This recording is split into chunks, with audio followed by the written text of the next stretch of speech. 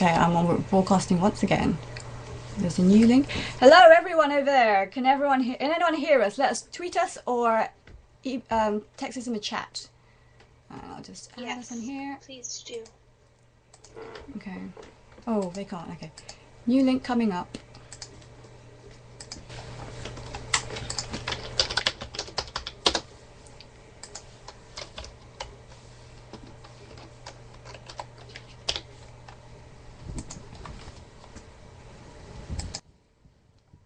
What? Can you hear us? Wait, I'm just... Okay, we should be broadcasting now. Hello, can anyone hear us?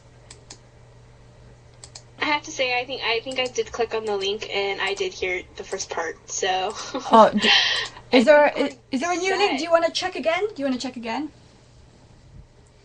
Sure. I did. I just looked on your. Can you hear us right now? Right now. Yeah. Okay. Yeah. Good on us. All right, let's retweet it again. Okay. Okay, let me just... Let us know if you can hear us. Please. Hello? Hello. Okay, I think I can hear us. All right, let us know again, once on Twitter. If the link is working. Yeah, it's working. Hello. Hi. Yay. Okay, let me just double check.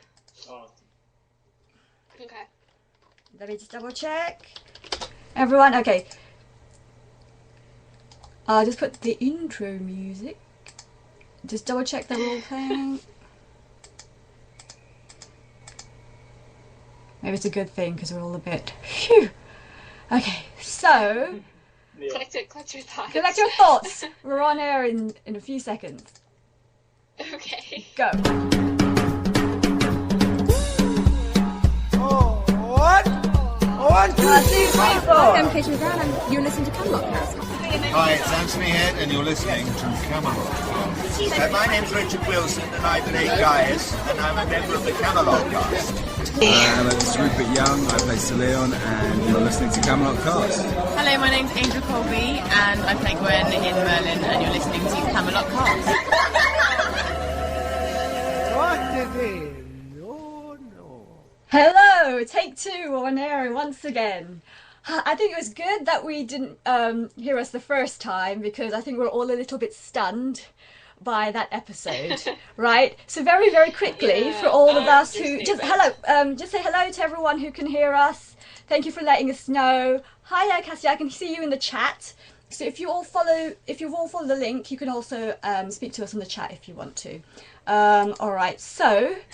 I am Rona, I'm from Camelot Cast, and I am with... Who am I with? I'm Sarah from Merlin Cast. And I'm Andrew from Merlin Cast. And we've just watched episode 6 of Merlin. What was the title again? The Dark Tower? Is that what it was called? Yes, it was. And wow, it was dark. Yeah. Oh, yeah. Okay, so oh my goodness. just I think that was our kind of reaction, kind of speechless, and it was kind of pretty intense. And I guess it was good, right? A good intense instead of a bad one. I'm sure there's been loads of negative comments as well, but in general, what do we think? Yeah. You know what? Just thinking about it right now, like it kind of makes sense. I mean, it was a good plot twist, I guess. I don't know what this means for Gwen and Arthur, like at all. Is this the end of their relationship? I have no idea. Or is she somehow enchanted, or is she just psychologically messed up? Like, what is going on here? Yeah. We were just talking about that. This is basically like mental torture for Morgana. And I was saying this is the magical equivalent of Stockholm syndrome, where you start falling in love, or you start to love your captor, even though they're torturing you. So this is the magical equivalent. And you were thinking, Sarah, that it was Guinevere actually choosing another side. But I was saying that it's more of it's a magical thing, definitely a magical thing. I think that the magic probably tortured her, and it just kind of messed with her mind so much that she chose Morgana. But honestly, it's psychological torture. It's terrible, and I don't know if you can really recover from that. So I don't know. I don't know what's gonna happen.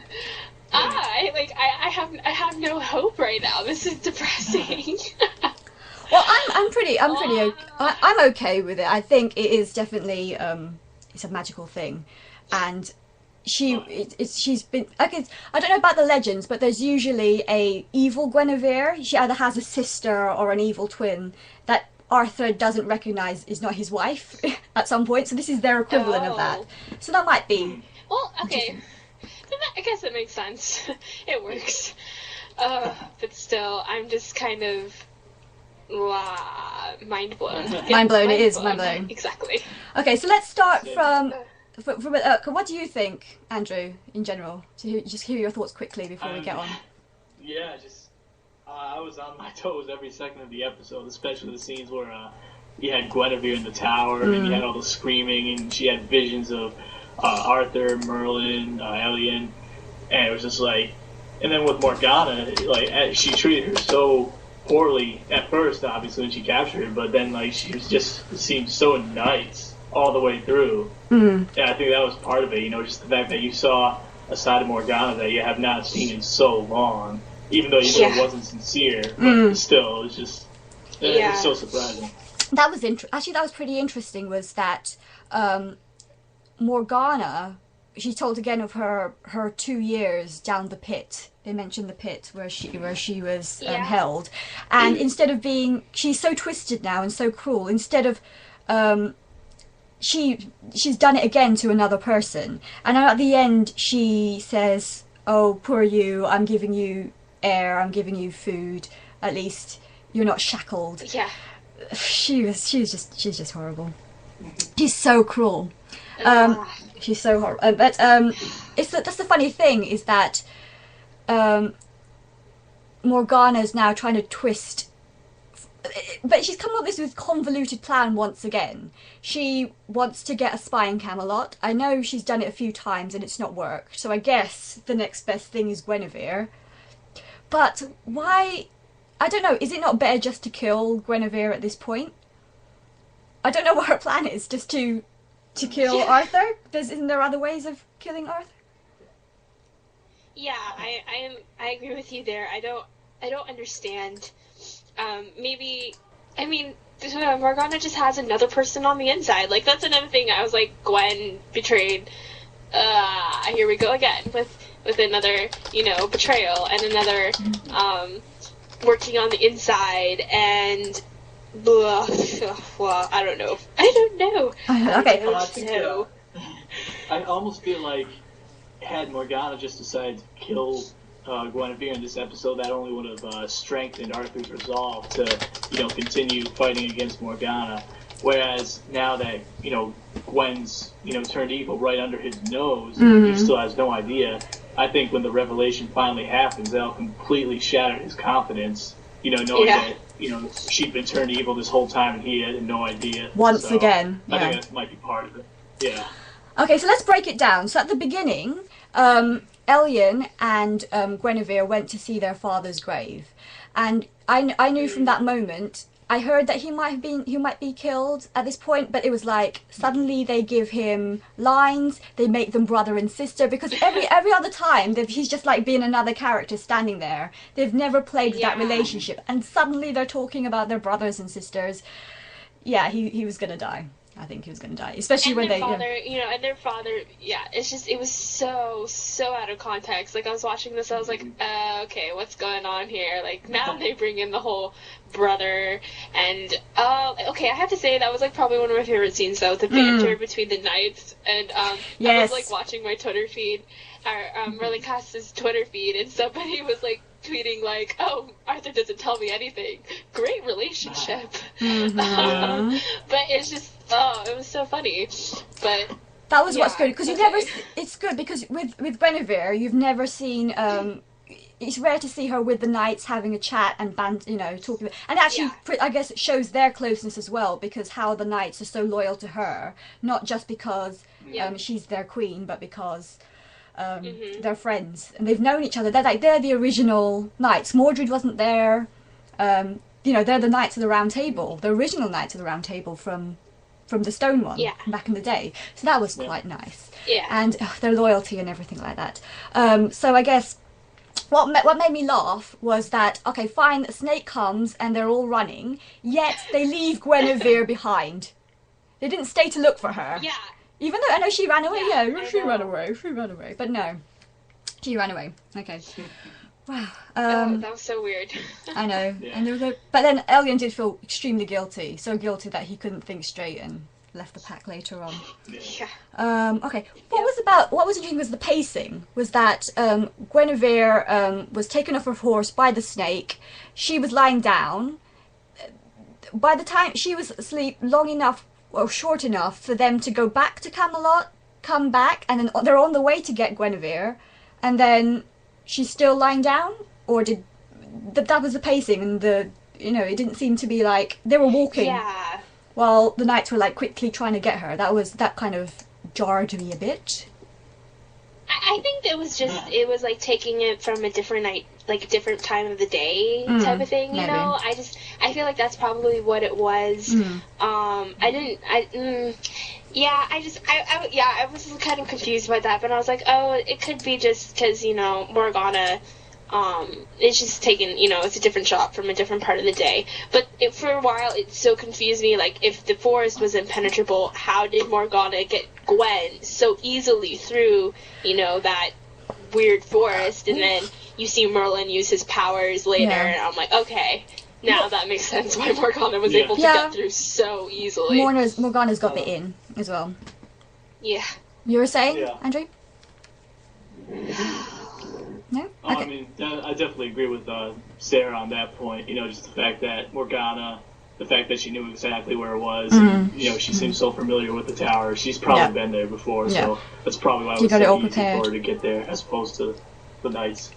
But do you think, because what was the thing that made Guinevere crazy was the Mandrake route, which was, I don't know if this is in this episode that I just talked about or the one that wasn't recorded, but they were the same mandrakes that made Uther crazy. Do you think Morgana placed them there, or do you think that was always the legend? Because apparently this is a thing that haunts everyone.